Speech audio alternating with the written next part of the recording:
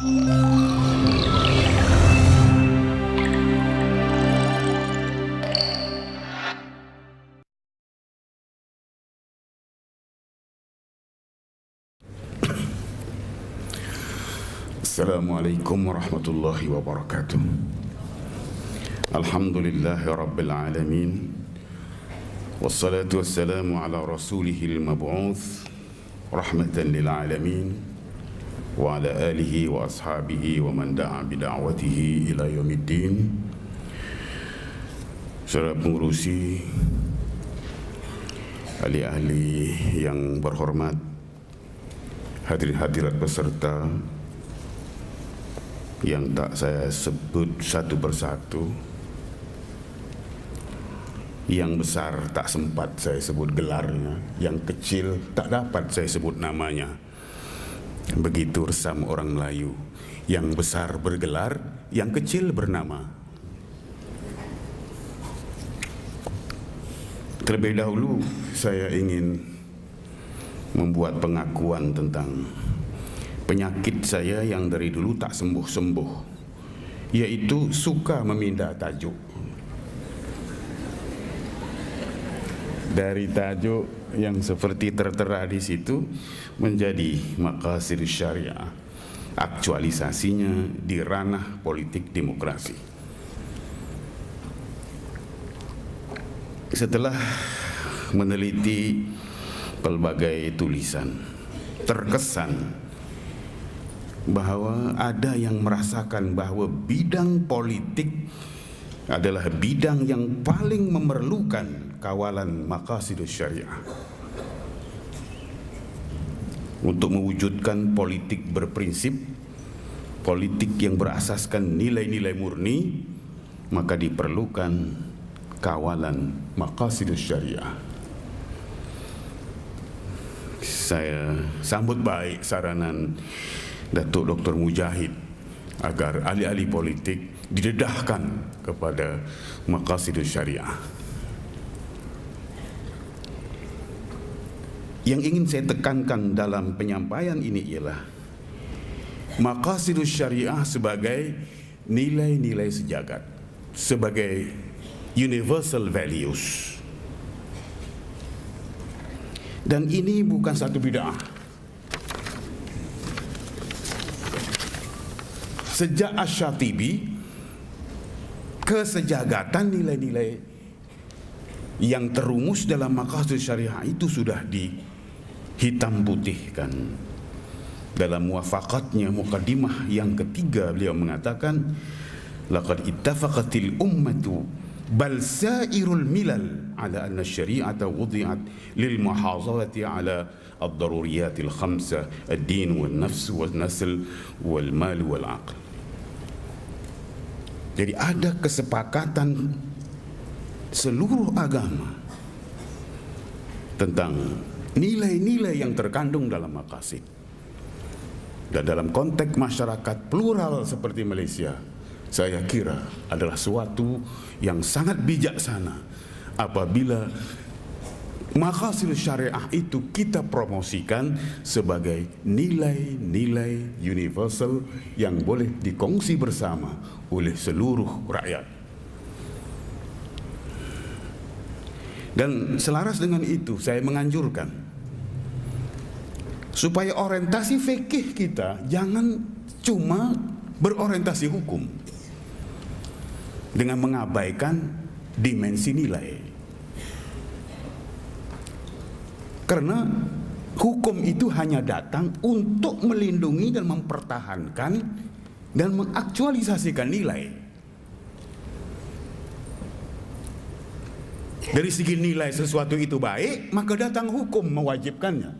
Dari segi nilai sesuatu itu buruk, maka datang hukum mengharamkannya. Jadi hukum datang untuk mengaktualisasikan nilai.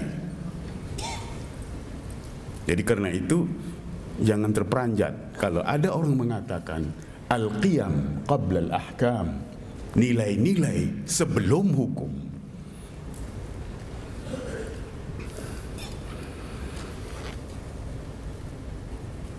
Seperti dari tadi telah disebut bahwa faksi kepada syariat, faksi kepada maqasid syariah, faksi kepada siasah syariah adalah maslahah. Dan saya bergembira karena semua pembicara menggunakan istilah asli maslahah. Dari dulu saya berperang dengan mereka yang meminda istilah maslahah menjadi muslihat. Sebab pada kata muslihat tersirat maksud jahat. Ada muslihat, ada muslihat, artinya tidak murni niatnya. Dia itu baik ya Pak, baik ada muslihat tuh. Sehingga Ar-Raisuni mengungkapkan asy-syari'atu maslahah wal maslahatu syariah. Syariat adalah maslahah, maslahah adalah syariat.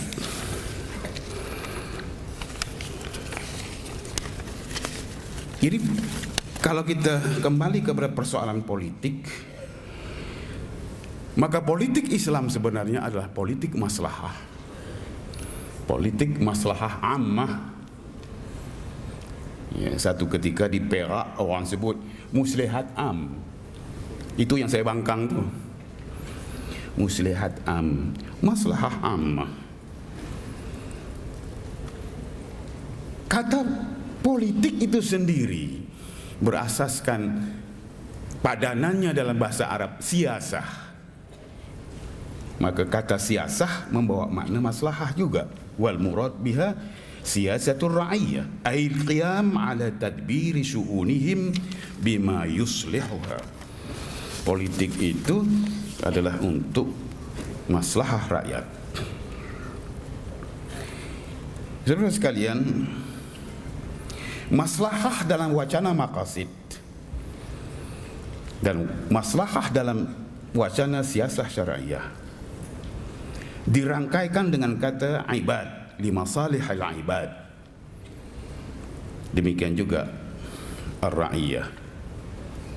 Artinya message tersirat di balik kata yang umum dan inklusif tersebut ialah bahwa maslahah bukan monopoli kaum muslimin, tapi hak bersama manusia keseluruhannya, muslim dan bukan muslim.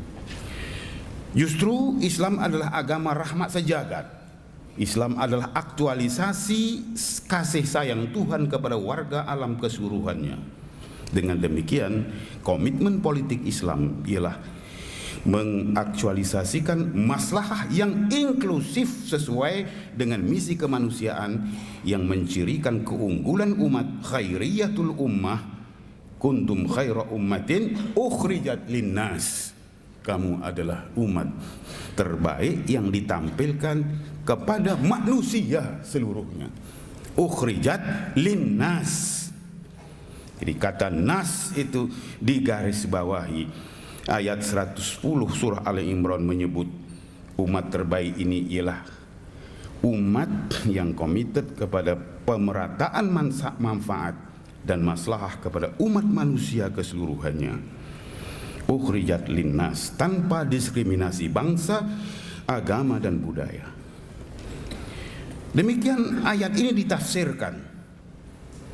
Salah satu tafsirannya menyebut baiknya, unggulnya umat ini ialah karena ia berbuat baik kepada semua.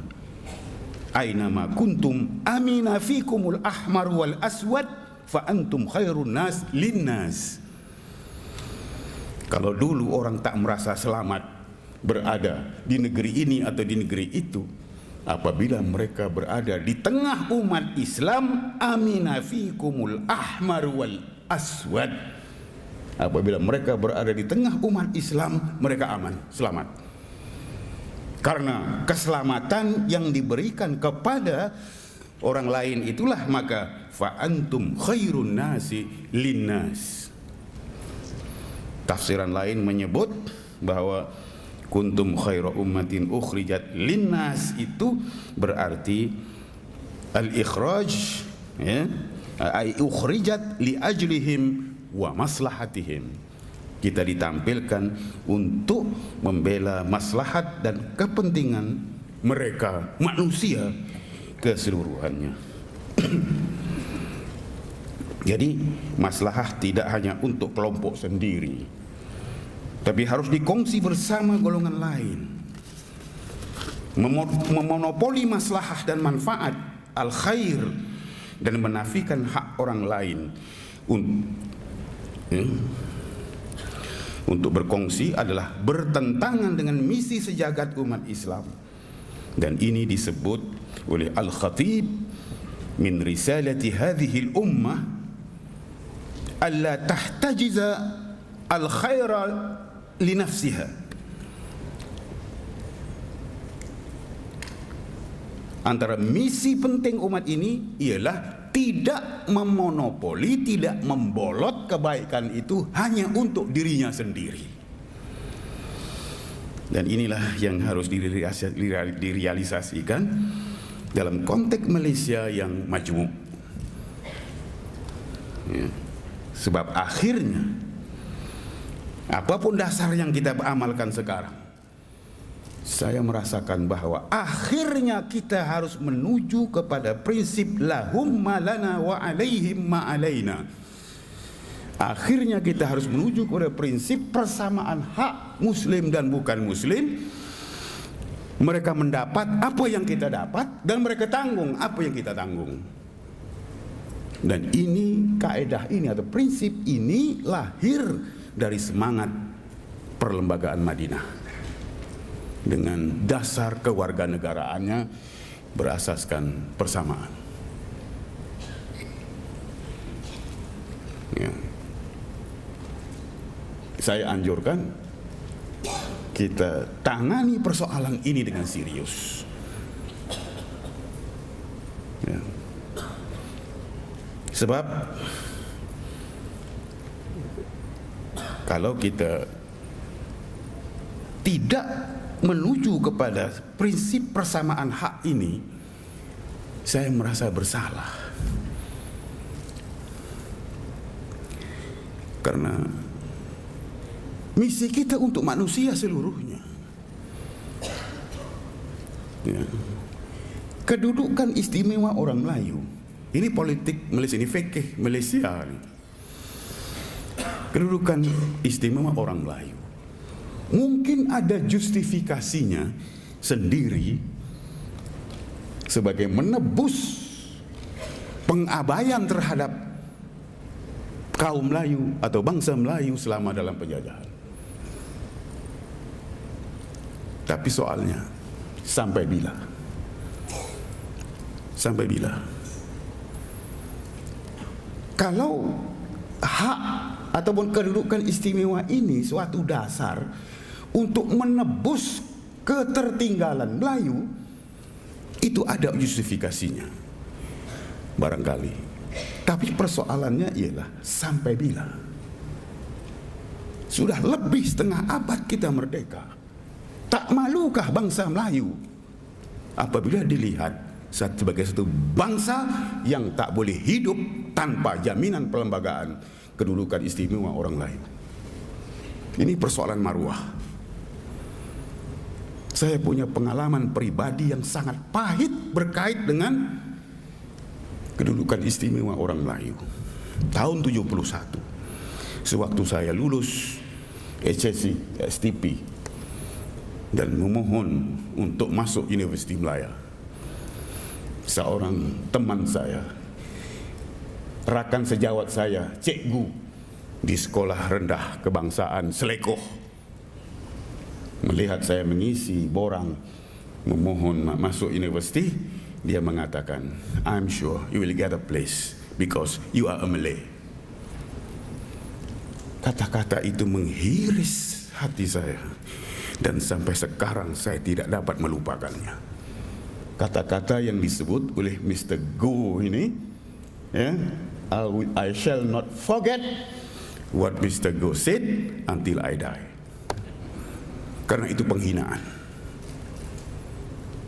Yeah. I'm sure you will get a place because you are a Malay. Artinya saya dapat masuk universiti bukan karena saya layak, tapi karena saya Melayu.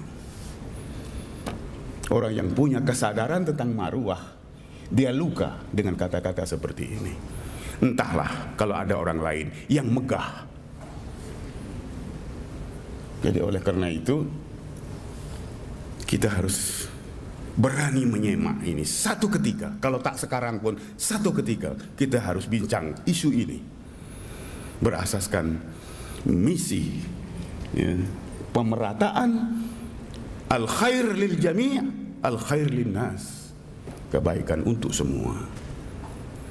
Saya tidak nak berfatwa apa-apa, tapi cuma mengajak kita renung, kita bincang semula isu ini. Saudara sekalian, maqasid memang tidak mudah ditentukan. Maqasid di satu pihak dianggap mafasid di pihak lain. Karena itu harus ada dawabitnya, harus ada parameternya. Ya, sudah banyak ditulis orang tentang dawabitul maslahah seperti yang dilakukan oleh Said Ramadan Al-Buti dan Al-Maslahatul Mulghah oleh Nuruddin Mukhtar Al-Khadimi. Satu persoalan lagi ialah siapa yang nak menentukan maslahah ammah itu. Dalam siasah syariah, persoalan ini banyak dirujukkan kepada waliul amr, kepada penguasa. Tapi ada yang membantah karena ayat dalam Al-Quran tidak menyebut waliul amri dalam bentuk mufrad, tapi ulil amri dalam bentuk jamak. Artinya yang namanya penguasa yang nak dirujuk dan yang punya wewenang untuk melaksanakan, menentukan maslahah itu bukan seorang. Mungkin selain penguasa juga ulama, cendekiawan, pakar-pakar bidang dan sebagainya. Karena itu lafaznya adalah ulil amri, bukan waliul amri.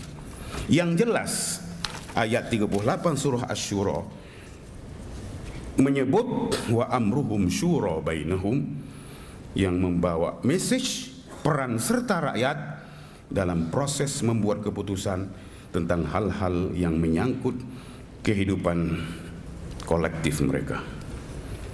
Dalam pemerintahan demokratik partisipatif berasaskan musyawarah yang disebut daulah syuriyah, rakyat adalah pemilik kata putus atau sahibul qarar. Saya masuk kepada persoalan syura dan demokrasi. Zaman muda-muda dulu banyak reserve bila disebut demokrasi. Tapi akhir-akhir ini kelihatannya ulama-ulama, ilmuwan muslim sudah menerima demokrasi. Meskipun masih ada yang merasakan bahwa persoalan persamaan dan perbezaan syura dengan demokrasi belum diselesaikan secara tuntas. Tetapi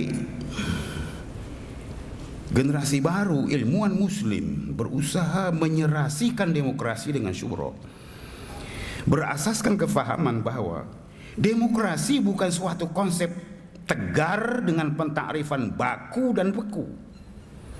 Demokrasi masih boleh didefinisikan semula, disesuaikan dengan nilai-nilai budaya setempat, dan diberi bentuk lain sebagai salah satu model demokrasi yang islami. Hakikatnya memang democracy is essentially contested concept. Jadi di kalangan para ulama ada yang menyebut bahwa demokrasi adalah satu-satunya pilihan yang ada di hadapan kita. Al-Qaradawi, ini buku lama, terbit 1999. Tak patut kalau tak baca. Terbitnya sudah 1999, min fiqhid daulah. Kalau tak paham bahasa Arab, baca terjemahannya. Membaca terjemahan karena tak tahu bahasa asli itu lebih baik dari tahu bahasa asli tapi tak baca. Nah, itu banyak. Megah dia tahu bahasa Arab tapi tak baca buku Arab, nak buat apa? Jadi yang menjadi perkiraan Al-Qaradawi ialah jauharu demokratiyah, pokok-pokok fikiran dalam demokrasi itu sendiri yang dirasakan tidak ada pertentangannya dengan Islam. Kalau demokrasi itu berarti rakyat memilih pemimpin yang mereka sukai, lalu apa pertentangannya dengan Islam? Dibawa contoh dalam Islam, tak suka pemimpin, tak suka imam itu satu isu besar. Imam yang menonjol-nonjol diri, ya, dah tahu jemaah tak suka dia nak jadi imam juga. Itu disebut la tartafi'u salatuhum fawqa ru'usihim shibran. Tak terangkat, ya, sembahyangnya itu dari kepalanya walau seinci. Siapa? Rajulun amma qauman wa hum lahu karihun. Orang yang mengimami sembahyang sedang dia tahu jemaah tidak suka. Kalau dah tahu jemaah tidak suka, ya jangan jadi imam. Dah tahu Fatihahnya pelat Jawa, ya udah makmum aja gitu. Sebab itu menyebabkan sembahyangnya tak terangkat dari kepalanya walau seinci. Kata Qaradawi itu baru dalam imamah sughra, dalam kepimpinan sholat yang disebut kepimpinan kecil, apalagi dalam memimpin negara. Jadi kalau rakyat sudah tidak suka, ya berhenti aja.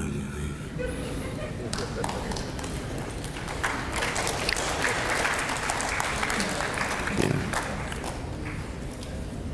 Lalu dengan berani Al-Qaradawi menyimpulkan bahwa pemikiran-pemikiran dasar dalam demokrasi itu adalah min somimil Islam. Digunakan istilah somim, min somimil Islam, bahagian yang integral dari ajaran Islam itu sendiri. Ada pengalaman menarik dari Ar-Raisuni, pengalaman pribadinya yang diungkapkan tentang demokrasi dan keselarasannya dengan Islam selepas memberikan ceramah bahwa kandungan demokrasi pada dasarnya adalah acceptable, makbulatun wa mu'tabarun islamiyan wala iskala fiha. Acceptable, boleh diterima dari segi Islam. Selepas itu datang seseorang menyatakan puas hatinya, sekarang saya puas hati. Tapi soalnya, katanya, kenapa kita harus memakai istilah demokrasi? Kenapa tidak kita pakai syuro saja? Bukankah lebih selamat dan lebih baik pakai syuro? Isinya yang itu juga. Kata Ar-Raisuni, sekarang persoalannya jadi mudah karena fal muhim an na'rif al musamma wa madmunahu wa maqsudahu wa nattafiqa alaihi wa amma al ism fa mas'alatun hayyinah. Yang penting kita setuju substance, isi. Soal label, soal nama itu masalah kecil.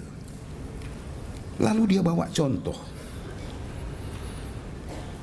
Al-Quran Al-Karim abbara 'anil 'adli bi kalimatil qisti wal qistas wa hiya kalimatun rumiyah kama fi sahih al-Bukhari. Al-Quran menggunakan perkataan al-qist dan qistas untuk keadilan, untuk al-adl, walhal al-qist dan al-qistas itu perkataan Romawi. Kalau Quran boleh ya seperti itu, kenapa kita tak boleh pakai demokrasi yang kita maksudkan syura? Ya. Yang berani kata qistas dan al-qist itu kata Romawi, itu Ar-Raisuni berdasarkan Sahih Al-Bukhari di bawah bab qauluhu ta'ala wa nadha'ul mawazin al-qista liyaumil qiyamah, yang dijelaskan wa anna a'mala bani adam wa qaulahum yuzan wa qala Mujahid al-qistasu al-adlu bir-rumiyah. Berkata Mujahid, ini Mujahid lain nih. Ya. Wa qala Mujahid al-qistasu al-adlu bir-rumiyah.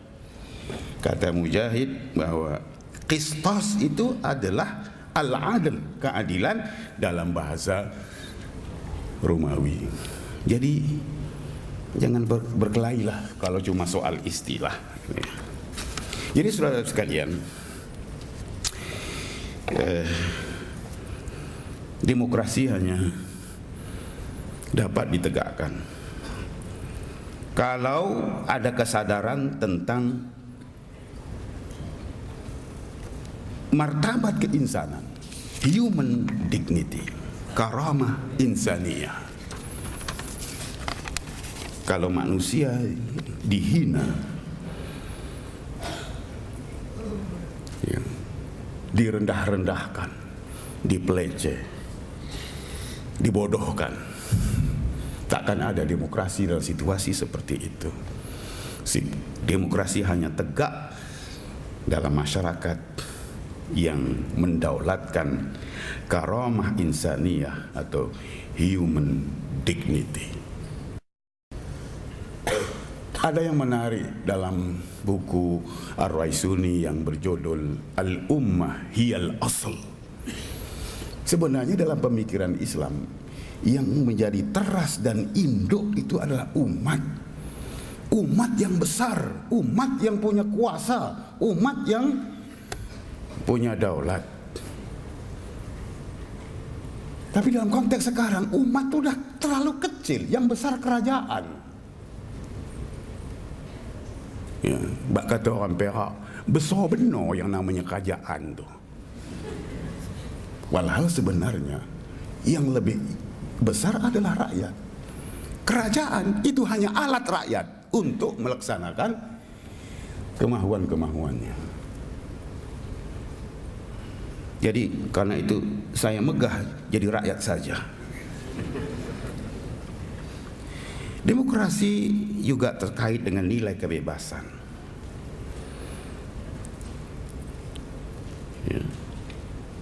Bertolak dari la ikraha fiddin, tak ada paksaan dalam agama. Artinya dalam agama pun tak ada paksaan, apalagi dalam politik. Mana boleh paksa-paksa orang masuk parti yang dia tidak suka. Ya. Dalam agama saja tak ada paksaan. Maksudnya bila disebut la ikraha fiddin, tak ada paksaan dalam agama. Artinya apabila kita beragama, kita harus beragama dengan kebebasan, memilih dan membuat keputusan tentang agama dalam keadaan bebas, bukan dipaksa. Karena itu jangan terperanjat bila ada orang menyebut al-hurriyah qabla syariah, kebebasan sebelum syariat. Sebab tidak sah beragama kalau dipaksa.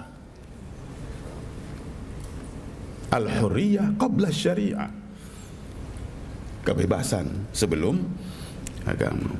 Jadi dalam konteks kebebasan, kebebasan berpikir, kebebasan berekspresi, akhirnya lahir perbedaan-perbedaan. Perbedaan-perbedaan adalah konsekuensi dari kebebasan.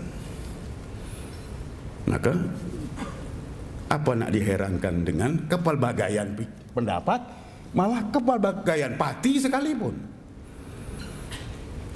Al-Qardawi menyebut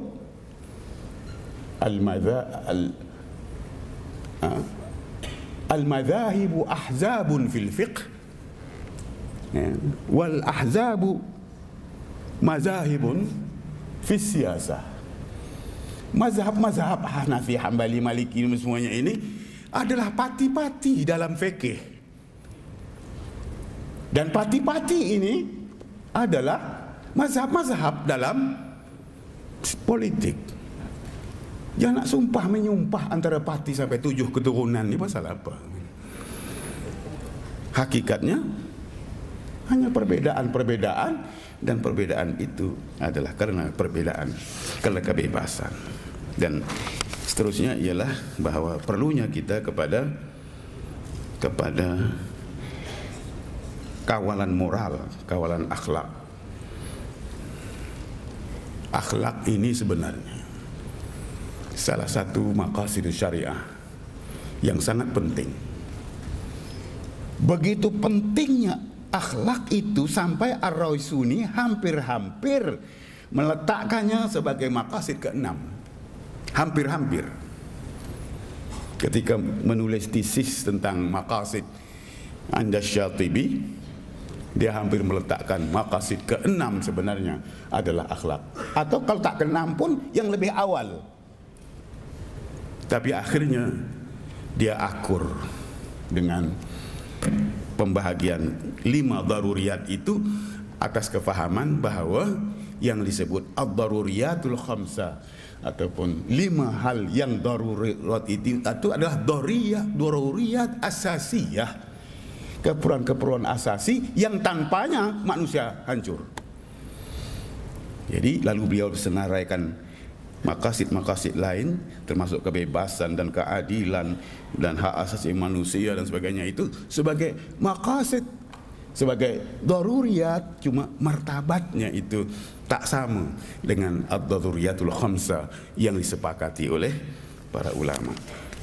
Jadi bidang politik saya kira adalah bidang yang sangat memerlukan maqasid akhlaqiyah ini. Jadi politik berakhlak. Dan begitu juga keadilan.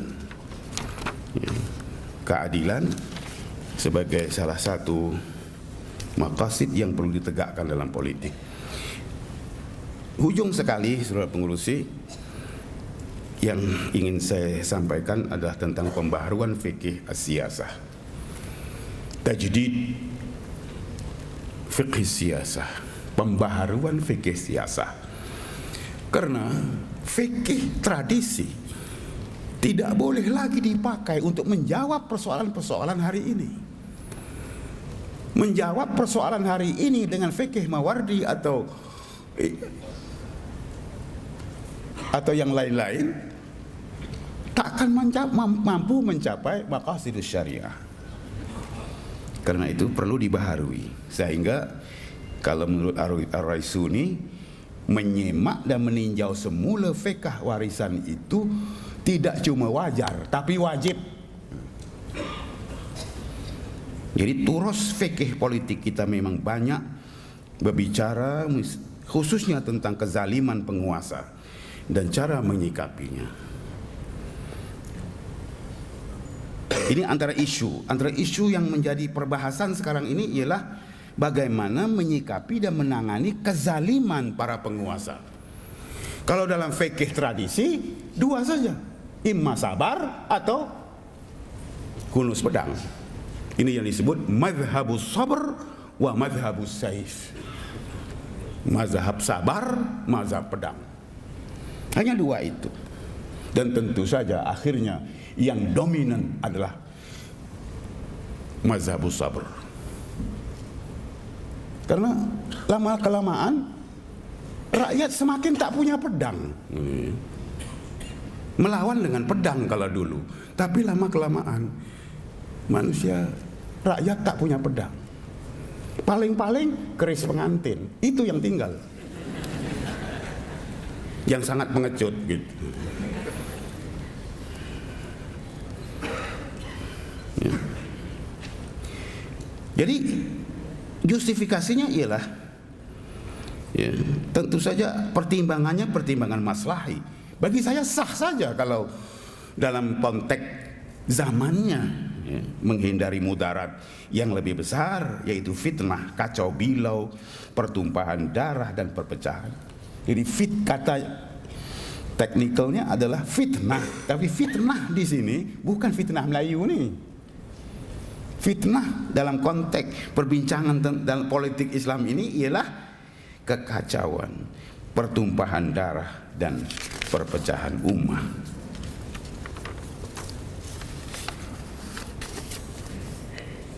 Tapi apakah selamanya kita melihat bahwa rakyat hanya punya dua pilihan itu sampai bila-bila?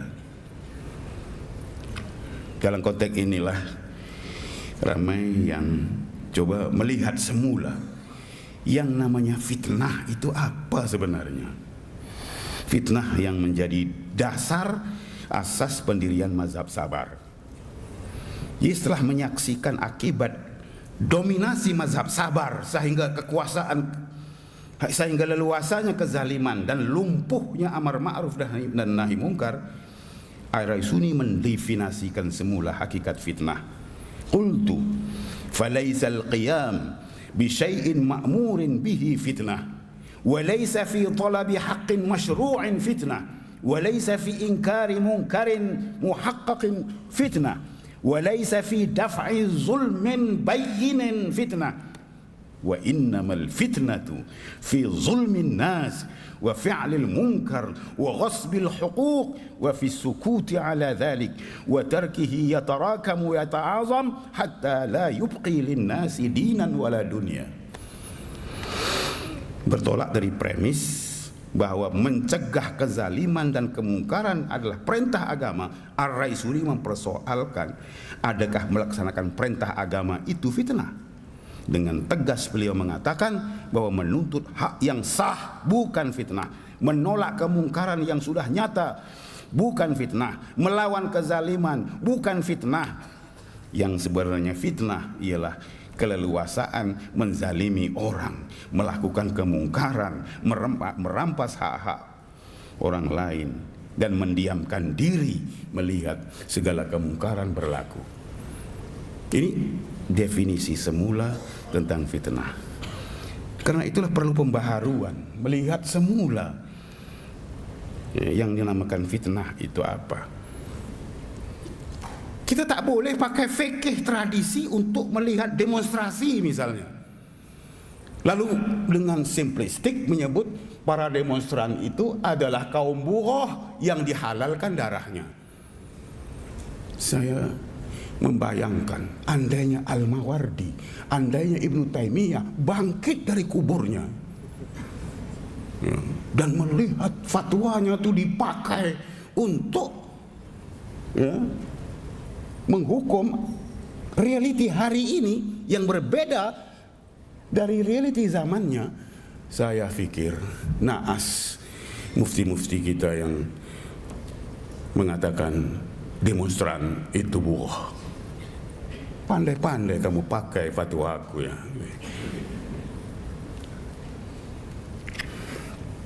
Jadi saudara sekalian,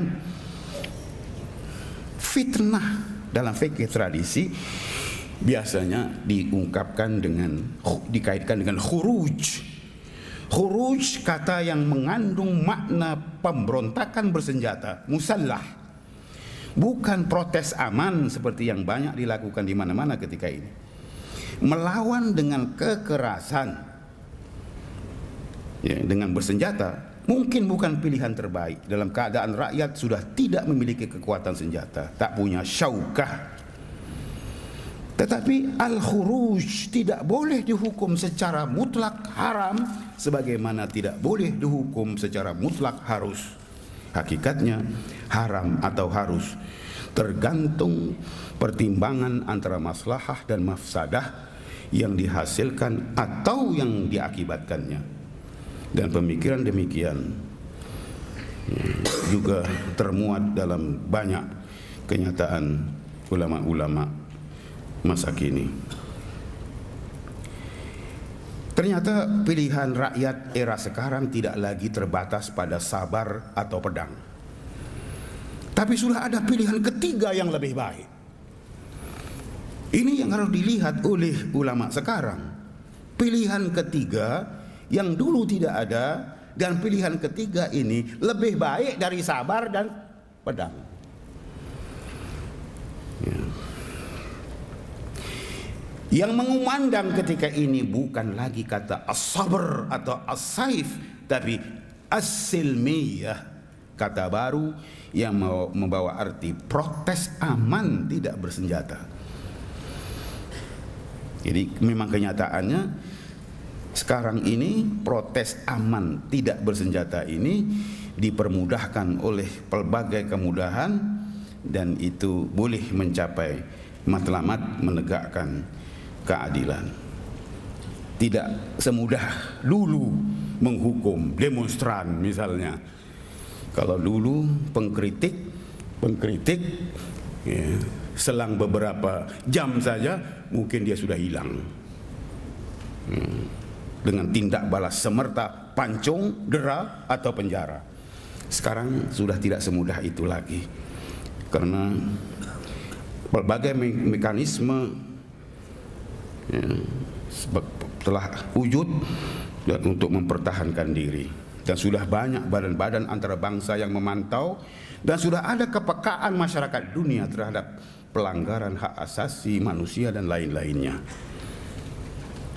Jadi saudara sekalian, kalau ini nak diletakkan dalam konteks fikih Malaysia misalnya, berasaskan tradisi uruf, ternyata bahwa kesadaran Melayu tentang keadilan itu sangat tinggi, sampai ia menjadi syarat dalam konteks sosial Melayu. Raja adil, raja disembah; raja zalim, raja disanggah. Ya. Ini kan berarti bahwa setia Melayu setia bersyarat, derhaka Melayu derhaka bersebab. Bagaimana meletakkan ini dalam fikih demokrasi berorientasi Malaysia? Jadi saudara sekalian, demokrasi Islami selamanya memerlukan peran serta rakyat secara aktif dan bertanggung jawab, termasuk komitmen pemantauan, pengawalan, teguran, dan koreksi yang dalam bahasa Arab disebut muraqabah dan muhasabah, yang disebut tadi sebagai check and balance. Institusi check and balance ya, terhadap dasar dan tindakan para penguasa sesuai dengan kewajiban amar ma'ruf nahi mungkar. Karena itu ya, salah sama sekali menganggap para demonstran itu buruh yang dihalalkan darahnya. Para cendekiawan mutaakhir menyebut, lakin yumkinul qaul innal muzaharat hiya suratun min suwaril hisbah as-siyasiyah. Demonstrasi hakikatnya adalah salah satu bentuk hisbah siyasiyah, suatu institusi check and balance yang mengawal pemerintah. Demikianlah arti dan fungsi demonstrasi dari sudut pandang demokrasi Islami. Ia adalah sejenis hisbah politik yang tentu saja demonstrasi aman sekalipun tertakluk pada syarat-syarat untuk menjadikannya suatu yang syar'i. Misalnya termasuklah syarat dan batasan ya, silmiyah, tidak bersenjata, betul-betul tak bersenjata, hanya spanduk, dan kalau ada tambahan pun sekedar botol air minuman. Dan tak ada siapa dalam dunia ini melihat botol air minuman itu silah, senjata.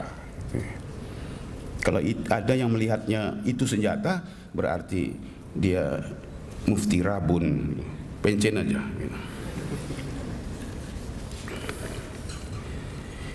Ya. Motif penentangan terhadap kezaliman dan kemungkaran yang hakiki, tidak melakukan sebarang tindakan yang merosak harta awam dan bersih dari sebarang perlakuan yang bertentangan dengan nilai-nilai moral kesantunan. Ini saudara sekalian, maqasid syariah harus menjadi kerangka rujukan politik.